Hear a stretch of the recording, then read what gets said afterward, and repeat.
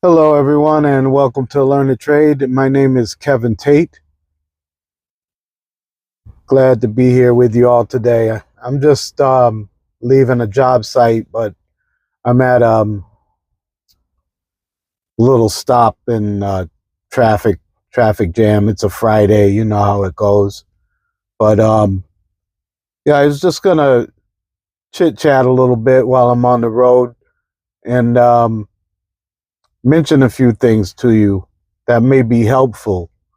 Um, the first one is about a job I just left actually. Um, they called with a issue. At first, in the call, it said that there was a problem with the soda machine. It said the post mix machine was leaking, and when I got to the site, I didn't see any leaks. I didn't see any evidence of leaking or anything. So I had to ask the staff member there. I had to ask them if they could tell me, if they seen it leaking, like what was happening, like how long has it been going on, and then that's when they let me know what was happening. And the issue happened to be with the Slurpee machine, not the soda machine. So, but anyway, the soda machine had its own issue anyway. I figured out later on, which I'll get to. But I I took a look at the Slurpee machine, and I it was a bad motor, bad beater motor, so I ended up replacing the beater motor on it. And then there was another barrel, the barrel that was leaking. It had a low bricks on it. It had a low bricks reading. Now this is a tip right here that I'd like to give if you're working on beverage equipment. If you're working on Slurpees, soda, stuff like that, coffee machines, cappuccinos, all of that is considered beverage equipment. So what I ended up doing is I took a bricks of the product that is in the barrel. It's always good to get a bricks of what's actually in the barrel at that moment. And then that will tell you a lot. So when I took the bricks in the barrel, it was a 5, and this was a sugar flavor. It was Coke. So it's not going to freeze down right. These are a few symptoms that happen.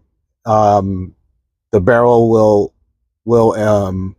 build pressure because there's more water in the barrel than syrup. So the mixture is off. If your bricks is not right, so it'll build up pressure in the barrel, and then that's why the face plates on those Slurpee machines have the relief valve, because that relief valve will open up and relieve that pressure off of the barrel. And then this is where this site ended up having the leak.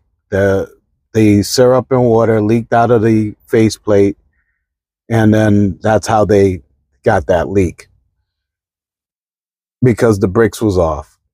So as soon as I saw that, I went ahead and checked the bricks from the sample tube.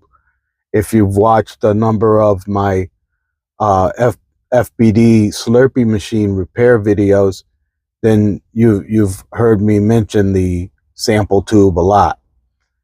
And you want to get a sample from that tube, about 4 or 5 pumps it'll take, and then you want to go ahead and check it with your bricks.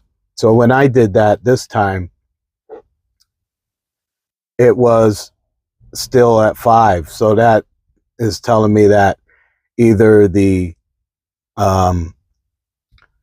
person before may have adjusted that wrong, or may have tried to adjust it for a sugar-free flavor or something, and and was even off on that, because that's even low for sugar free. Just a a quick tip to let you know, you want to have your sugar free flavors on Slurpee should be at 11, unless otherwise specified. They should be at 11 for sugar free. Your sugar flavors, like your blue raspberries, your wild cherries, stuff like that, those should be at around 14, 14 and a half, 15, that's fine. Okay.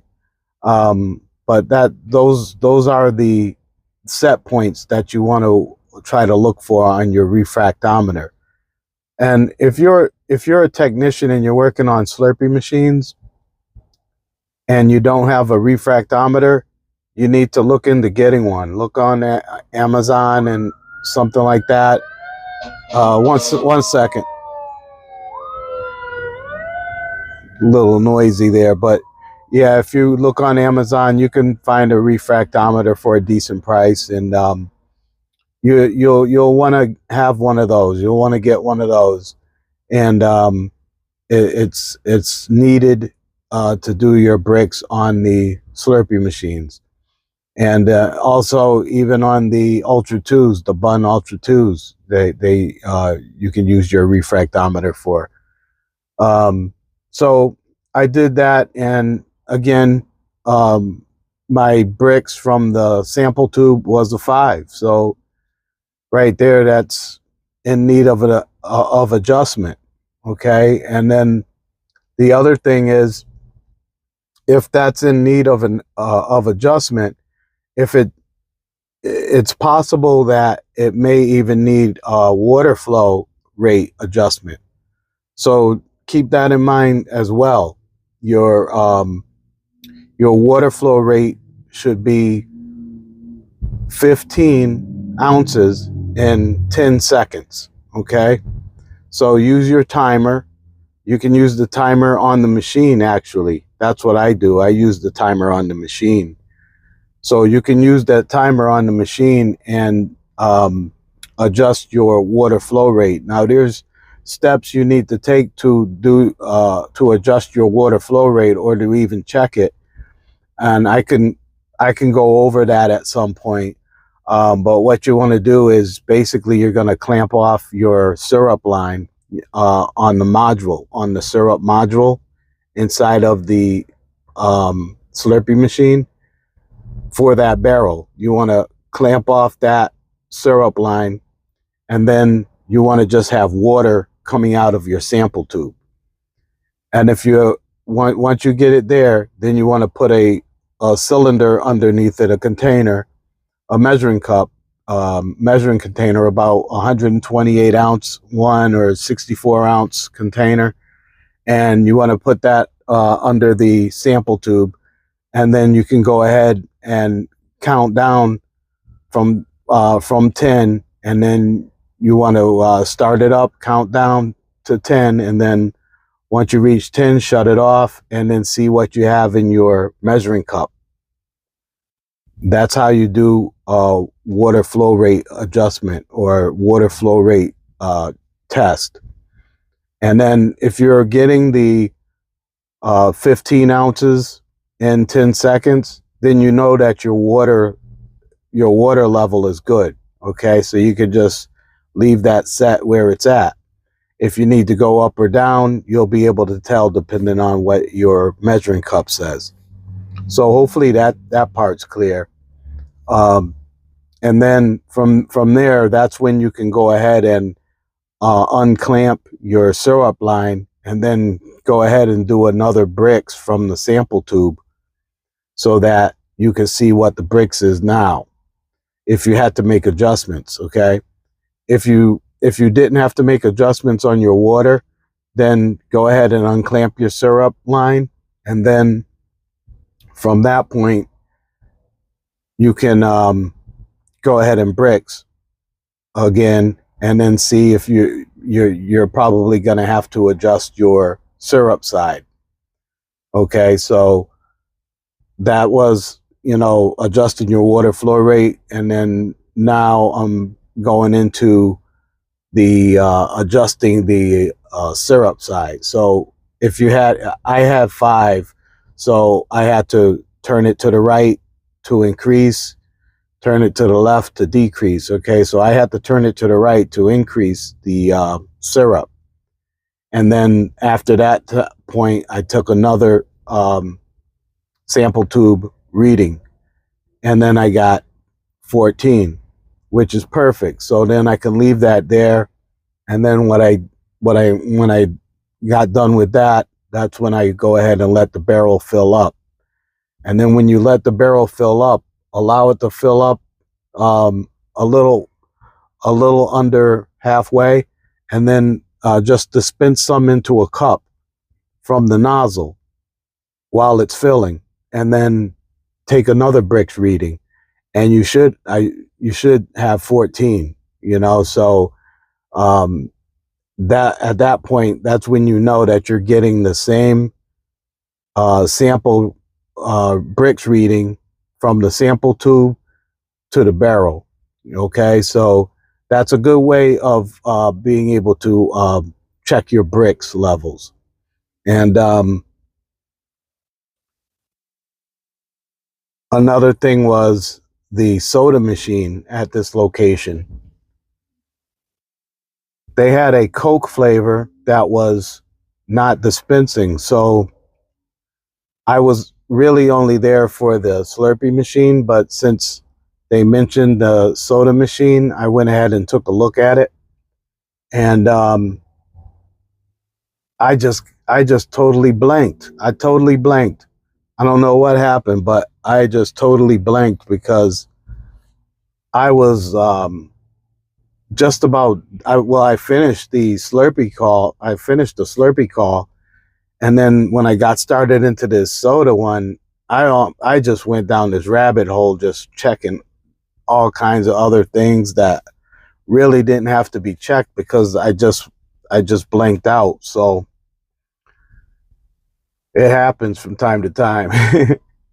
So what it ended up being was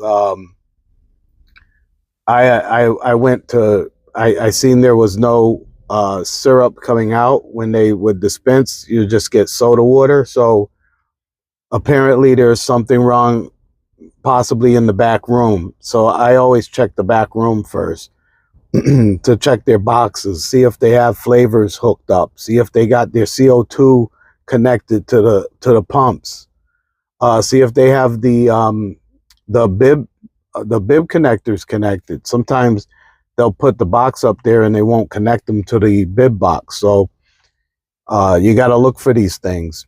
And I went back there and I looked, and then I seen the Coke was connected, and then all of the bib pumps were nicely marked. They were nicely marked for the which valve the flavors were going to. They were marked very nice, so I could tell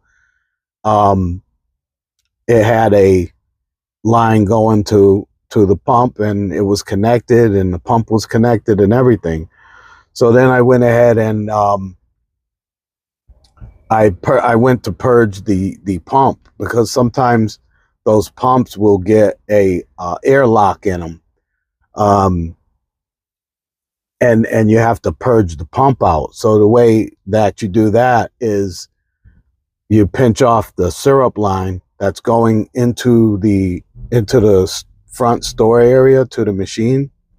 You pinch that line off. That's the syrup line. Once you pinch that line off, then you can go ahead and disconnect your CO2 line that's in the pump. Go ahead and disconnect it. You don't want any pressure on that pump. So after that, then I hit the clip, and then I pull the syrup line out. And when you do that, mind you, to have some towels underneath the area, and even a bucket. I usually use some towels. I'll lay some towels down on the top of the boxes, and then I'll use a bucket underneath the pump, so that when I do hit that syrup line and pull it out, it's gonna spray out because it has a little bit of pressure on it. and you're gonna get it. It's gonna fall, spill out a little bit, but it's enough that it makes a mess. So you want to keep some towels down and stuff like that to clean it up. And then from there, I went ahead and purged it. It purged fine. It was pumping and everything. And then I'm walking around and it's something just didn't seem right to me. So I go back into the back room because it still wasn't, once I reconnected my syrup line, it still wasn't coming out. There was no syrup pumping. So then I go back to the back room and then I'm like, I couldn't believe that I missed it. But what happened was the Coke, usually in the C stores, your Coke will be on the first right valve, the first left valve. I'm sorry. It'll be on the first left side valve. And the Coke will usually be the first spot on a Lancer FS30, say. And you have your Coke, then you have Diet Coke, then you have another Coke flavor, and then maybe Coke caffeine free on the fourth position on the touchpad. Okay, so I went back to think about it, and then I said, I totally missed it. I noticed that when I went back there, they had a Diet Coke caffeine free flavor that was empty. And that was the box. The empty box was the box that they connected to the Coke line. And they connected the Coke bib to the Diet Coke caffeine free line. So they swapped them on, they swapped them. So that is something that you really want to stay aware of, because it will just totally send you a whole nother direction. You'll think that you have a clogged line or a clogged cold plate line or something, So just remember that, because it totally caught me off guard, because I really don't see it all the time, that same issue. So it caught me off guard, and I ended up disconnecting both boxes, and I told the manager that he's gonna have to order a Diet Coke flavor, because they were all out. And then I went ahead and connected the Coke where it's supposed to go, and sure enough, when I went to the machine, it started purging. It purged right out. So that was another little tip that I figured I would share with you all, to make you aware of some of the things that go on that you really won't catch right away, especially if you're just starting out in the commercial industry and stuff. So hopefully that's a good tip for you to remember. And the other thing I wanted to mention also is, I'd like to mention a workshop, a Zoom workshop that I'm going to be holding on May 28th at 6 p.m. Eastern Time. This workshop it's called Starting Your Own Appliance Repair Business, Career and Business Opportunities Workshop. And it's going to be a Zoom call. So if you would like to attend this workshop, feel free to send me a message that you're interested. Send it to my email, and then I will send you the Zoom link so that you can join in. And just send me a message. Let me know you're interested in the workshop, and I'll send you that link, and you can send it to my email. It's learnertrade1, the number 1, at gmail.com. That's learnertrade1 at gmail.com. You can just send a message to me and let me know, and then I will send you the link to that for that workshop, and you can join us. And I'm gonna touch on a few different topics. Well, it's one topic. It's based on you starting your business, and if you're not starting a business, that's fine as well, because future workshops I'm going to get into career opportunities and business opportunities.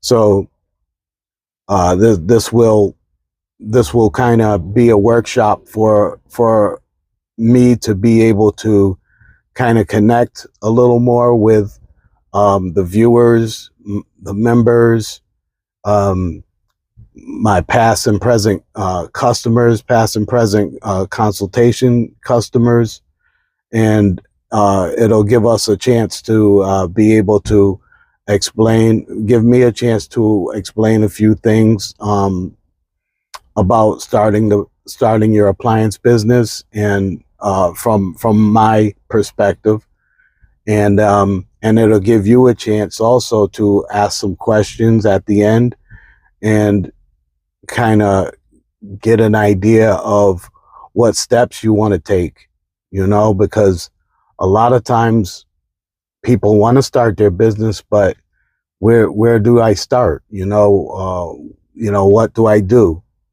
So these are some of the topics that I'm going to get into on this workshop. So feel free to attend and send me that email, and I will send you the link to that. Another piece of information I like to pass on, I've been mentioning it in the past few videos about the 4-day free training at FBD in San Antonio, Texas. And that's where you will get a chance to attend a free training and visit the plant, the manufacturing plant for FBD. And that'll be a chance for you to experience some in-person training, which is good because you'll get to meet the trainers, you'll get to meet the workers in the facility. You'll get to see how they roll out the machines and stuff like that. I'm sure they're gonna include like a small tour of the plant in that. I'm not positive about it, but I think that would be part of it. And then also, it's free. It's free training. So definitely keep that in mind. And, with that, if you would be interested, feel free to send me an email that you're interested in possibly attending that free training with FBD. And I will add you to the list, because it's not set in stone yet, but we would like to have a head count of the individuals that are interested in attending. So that would be a big help to have the names ahead of time and be able to have them contact you once they decide, or once they have finalized their training schedules. So that's pretty much all I had. I thank you all for watching. I hope this was informative for you, and feel free to reach out to me on the this channel's community section, and through email as well. Okay, so thank you all for watching. Take care and stay well.